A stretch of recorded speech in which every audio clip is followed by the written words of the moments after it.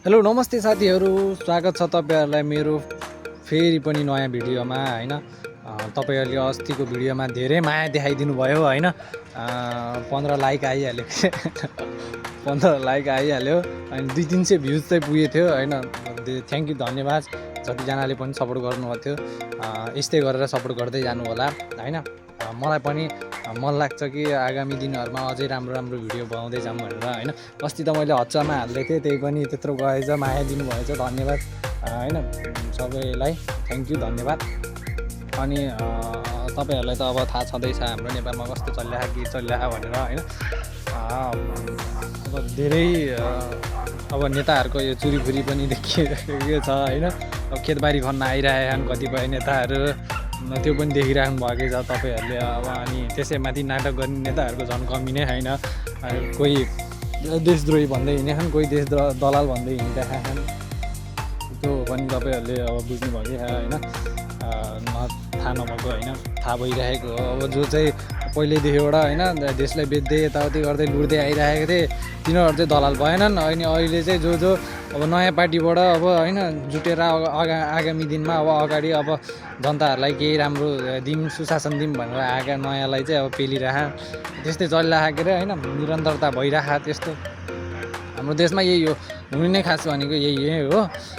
चल्ने खास चलन चल्ती नै यही हो के। मतलब अपोजिसन पार्टी अब जो चाहिँ राम्रो उस छ हैन, जनतामा चाहिँ अब राम्रो के अरे धारणा लिएर आइरहे, तिनीहरूलाई चाहिँ पेल्ने हेप्ने यताउति डिस हान्ने, त्यही त हो नि। अब हेन्डसम मान्छे अब जो अब माथि स्टेपमा हुन्छ, जो चाहिँ माथिल्लो स्टेपमा हुन्छ हैन, त्यसलाई त अब खुट्टा तान्ने मान्छे त अभियसली हुन्छ नै हुन्छ हैन।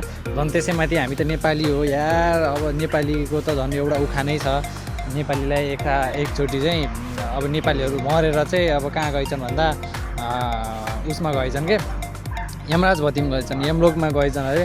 अनि त्यहाँ यमराजले चाहिँ अरू सबैलाई चाहिँ बाँधेर राखेको, नेपालीहरूलाई चाहिँ खुल्लै छोड्दै रहेछन्। अनि फेरि के रहेछ भन्दा अब एउटा वाल नागेर अर्को वालमा पछाडि चाहिँ स्वर्ग भेटिँदो रहेछ क्या हैन। स्वर्ग भेटिँदो रहेछ। अनि नेपालीहरूलाई चाहिँ अब साङ्गुलीले बाँधेर नराख्दाखेरि चाहिँ अनि अरू देशका नागरिकहरूले चाहिँ के भनेछन् भन्दा, हामीलाई चाहिँ साङ्गुलीले बाँधेर राखे नि, नेपालीले चाहिँ नमाग्ने किन भनेर भनेछन् क्या, यमराजलाई भनेछन्। अनि यमराजले उत्तरमा के दिएछन् भन्दा, तिमीहरूलाई त के अरे बाँध्न पर्छ, किन भन्दा अब तिमीहरू भनेको एक आपसमा साथी मिलेर भए पनि यो बान्डो नागेर जान सक्छौ, तर नेपाली भनेको कस्तो हुन्छ भन्दा एउटा मान्छे बान्डो नाग्न खोज्यो भने अर्को मान्छेले खुट्टा तान्छ भनेर भनेछन् क्या। त्यस्तै हुन्छ क्या खास नेपालमा हुने भनेको त्यही नै हो। अब अरू त्यस्तै हो। अब म चाहिँ अहिले बुटोलतिर छु हैन। आज रवि लामिछानेज्यूलाई पनि भेटेर आइयो, राम्रो थियो हैन। मलाई चाहिँ रमाइलो लाग्यो। अब जस्ट मलाई चाहिँ खासै राम्रो मतलब मनपर्ने, मनैदेखिबाट एकदम उहाँ हुँदै नभइकन हुँदैन भन्नेवाला मान्छे नै होइन। जस्ट राम्रो मान्छे हो। उहाँले पहिल्यैदेखिबाट आफ्नो सञ्चार माध्यमबाट चाहिँ राम्रो काम गर्दै आइराख्नु भएको। त्यसैमाथि मलाई बालेन दाइ पनि राम्रै लाग्छ।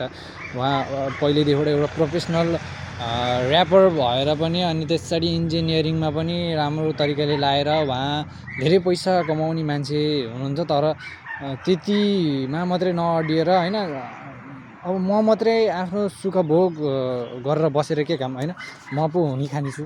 तर नेपाली जनताहरू कतिपय हैन दुखी गरिबीहरू छन् हैन, त्यस्तै सिचुएसनबाट गुज्रिरहेछन्। अब दिनकै चक्लेटमा पनि यहाँ ट्याक्स काटिन्छ। यहाँ तपाईहरुलाई त थाहा छँदैछ हैन। चक्लेटदेखिबाट यहाँ इभन सास फेर्न धरि अहिले त ट्याक्सै काट्न पर्ने जस्तो स्थिति आइसकेको छ हैन। त्यस्तो भइसकेको छ। त्यही भएर अब यो सरकार चाहिँ बदलिनै पर्छ, चेन्ज हुनै पर्छ हैन। अब नयाँ सरकार लिएर आउनै पर्यो जसरी पनि। अब चाहिँ नयाँ सरकार नलिएर आइकन हुँदैन हामीले हैन, ल्याउनु पनि पर्छ। यति नै भन्छु। अनि यो चाहिँ हाम्रो लिली हो। लिली ओए यता हेर, हाम्रो लिली हो हैन। यो चाहिँ काम छैन, यस्तै हो, यसरी हिँडिरहेको हुन्छ,